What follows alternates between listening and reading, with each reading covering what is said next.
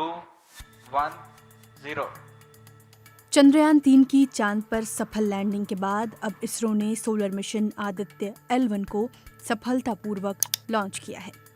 इसके साथ ही आकाश गंगा में अंतरिक्ष अन्वेषण का एक नया युग शुरू हो गया है। यह मिशन चंद्रयान की तरह पहले ऊंचाई पर पृथ्वी की परिक्रमा करेगा और फिर यह अधिक तेजी से सूर्य की ओर उड़ान भरेगा। आदित्य L1 पृथ्वी से लगभग 15 लाख किलोमीटर की ऊंचाई तक पहुंचेगा। जब तक कि यह पृथ्वी और सूर्य के गुरुत्वाकर्षण बल पर काबू नहीं पा लेता, ये बीच में एक बिंदु पर रुकेगा, जिसे वैज्ञानिक भाषा में L1 नाम दिया गया है। आदित्य L1 अंतरिक्ष यान यह दूरी करीब 4 महीने में तय करेगा। यहाँ से वह सूर्य की विभिन्न गतिविधियों, आंतरिक और बाहरी वातावरण आदि का अध्ययन करेगा। संयुक्त राज्य अमेरिका पहले इसी तरह का एक मिशन L2 क्षेत्र में सूर्य के करीब भेज चुका है। भारत के अंतरिक्ष अनुसंधान और अन्वेषण में आदित्य L1 को एक बड़ा कदम माना जा रहा है। पृथ्वी से सूर्य की दूरी लगभग 15 करोड़ किलोमीटर है। 23 अगस्त को चंद्रयान-3 चंद्रमा के दक्षिणी ध्रुव पर उतरा, जहां अभी तक किसी भी देश का कोई मिशन नहीं पहुंचा है।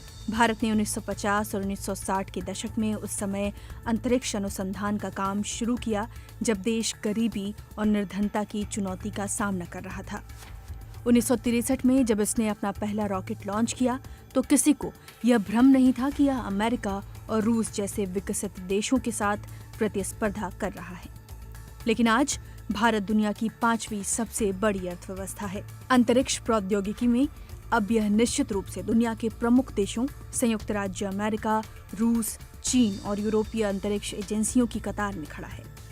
अंतरिक्ष अनुसंधान और विकास को आमतौर पर अमीर देशों का साहसिक कार्य माना जाता है, लेकिन भारत की सफलता ने दुनिया के उभरते देशों में विज्ञान और प्रौद्योगिकी के क्षेत्र में एक नया उत्साह और जुनून भी पैदा किया है। चंद्रमा या सूर्य के अनुसंधान और उससे प्राप्त ज्ञान पर किसी एक देश का एकाधिकार नहीं है।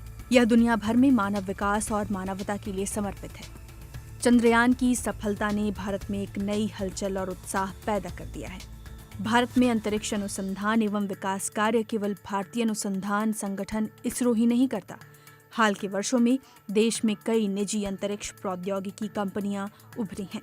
ये स्टार्टअप कंपनियां अंतरिक्ष क्षेत्र में बहुत तेजी से आगे बढ़ रही हैं। उनमें से कई अंतर्राष्ट्रीय महत्व प्राप्त कर रही हैं।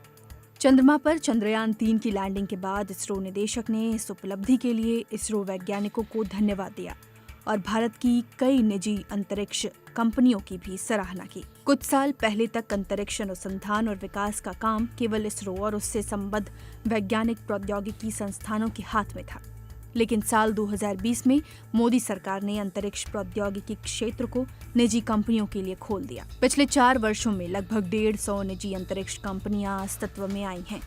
ये टेक स्टार्टअप बहुत तेजी से आगे बढ़ रहे हैं। इन कंपनियों में अरबों रुपए का निवेश किया जा रहा है।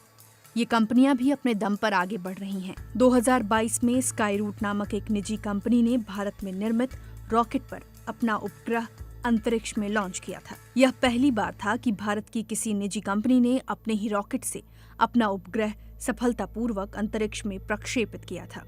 अमेरिका और यूरोप की तुलना में भारत से उपग्रह भेजना सस्ता है। इससे निजी अंतरिक्ष कंपनियों का महत्व और भी बढ़ गया है। वैश्विक राजनीतिक कारणों से रूस और चीन अब अंतरिक्ष व्यापार में पिछड़ रहे हैं। ऐसे में इसरो के साथ साथ ये निजी भारतीय अंतरिक्ष कंपनियां भी दुनिया का ध्यान अपनी ओर खींच रही हैं। विशेषज्ञों के मुताबिक अंतरिक्ष में उपग्रह भेजने का बाजार फिलहाल $6 अरब का है। अगले 2 वर्षों में इसके 3 गुना होने की उम्मीद है। भारतीय निजी कंपनियां अब अंतरिक्ष प्रौद्योगिकी के विशेष क्षेत्रों में काम कर रही हैं। वे न केवल विभिन्न अंतरिक्ष क्षेत्रों में इसरो के साथ सहयोग कर रहे हैं, बल्कि अब वे अमेरिकी और यूरोपीय अंतरिक्ष एजेंसियों की भी मदद कर रहे हैं।